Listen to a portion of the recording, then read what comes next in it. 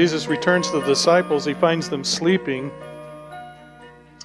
And mind you, we just looked a few weeks ago at Mark chapter 13 as they're going through and they see the temple, and we get this little apocalypse where Jesus is talking about end times and the destruction of Jerusalem in 70 AD, and he's looking at all that kind of stuff. And they're wanting to know, when's this going to happen? And he says, you know, nobody knows when the end's coming. Only the Father knows that. But he tells them this story of a homeowner. He says in chapter 13, verse 35 and 37, he says, therefore keep watch. Key word for today, watch. Because you do not know when the owner of the house will come back, whether in the evening or at midnight, or when the rooster crows or at dawn. Man, the themes here is just almost like more than a coincidence. If he comes suddenly, do not let him find you sleeping. What are they doing? Okay, everybody wake up. If your neighbor's sleeping, give him a jab or her a jab. What I say to you, I say to everyone, watch. Watch. So he comes back, he returns to the disciples, and one of the fun things about The Chosen in this series, you know, Simon gets called Peter, and all the disciples are trying to figure out, do we call him Simon, do we call him Peter? And it's really quite humorous and kind of a new glimpse at what was going on. But up until this time in the Gospel of Mark, ever since Jesus said, you are Peter, he's addressed Peter as Peter until now. He comes back, he's expecting Peter to be praying and Peter sleeping, and he calls him Simon.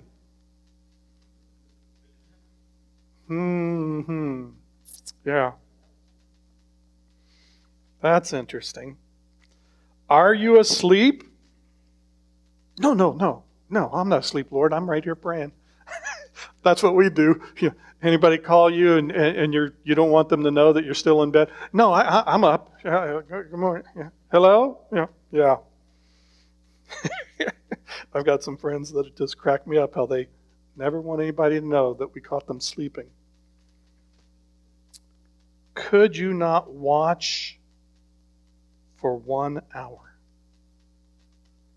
So that gives us a little time designation. Jesus has been in agony for an hour in the Garden of Gethsemane on this first time. Then he goes back, prays the same thing. Then he goes back, prays the same thing. So this sounds like it's a 3-hour prayer event for Jesus in the Garden of Gethsemane. So he says, watch and pray so that you do not fall into temptation. Okay, Peter's just already boasted that, yeah, I can see these guys all leaving, scattering, but I'm not. I will die for you. But I can't stay awake to pray. I can't watch. Fall into temptation. The spirit is willing, but the body is weak. Man. Isn't that what discipleship's all about? Spending time in the Spirit so that our body conforms to the image of Christ. So that the way in which we often in our human nature doubt and become afraid and feel shamed and dismiss ourselves and leave. Boy, if we could just stay with our spirit. Learning how to allow the Spirit to lead us in our walk. A lot of times I express it this way. If we can follow Jesus from our heart and not let our head get in the way, I think it would be a lot easier. So then it gets repeated again. Once more he went away and prayed the same thing. He again found them sleeping because their eyes were heavy. You ever had heavy eyes? Oh my.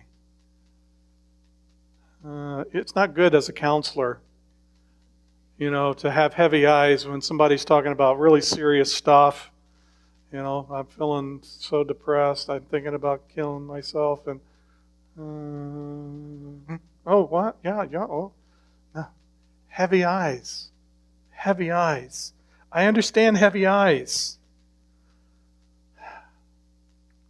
Heavy eyes is because of the frailty of our human frame, the flesh.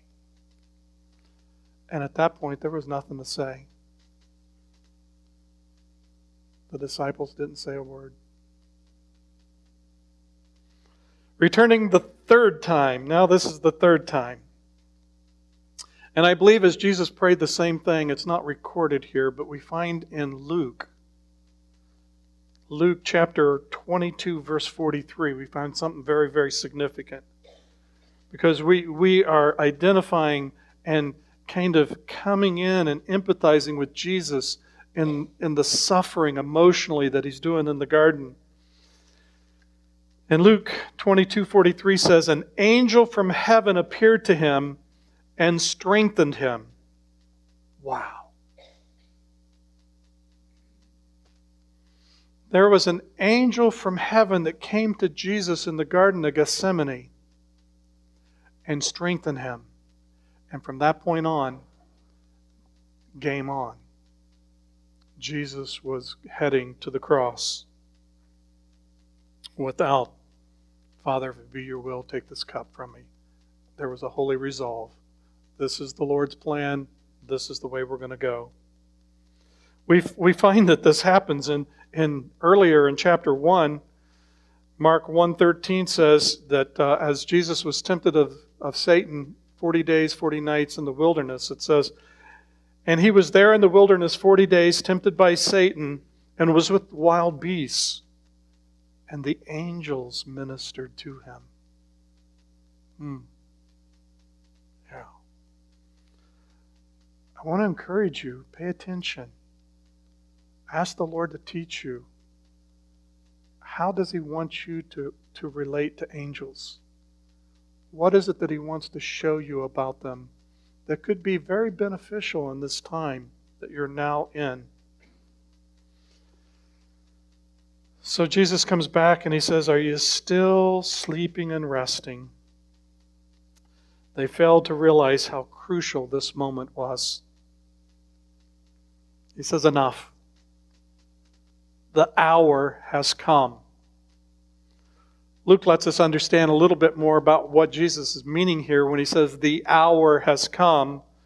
In Luke 22:53 it says, every day I was with you in the temple courts and you didn't lay a hand on me. He says something very similar to them in Mark. But then, Mark doesn't have this, but Luke does. But this is your hour when darkness reigns. This was the moment where the kingdom of darkness was ruling and reigning. And he tells his disciples, look, the Son of Man is betrayed into the hands of sinners. Just like I told you. He's told them on several occasions, over and over, that the Son of Man's going to, and he just told them at the Last Supper, one of you is going to betray me. So rise, let us go. Here comes my betrayer.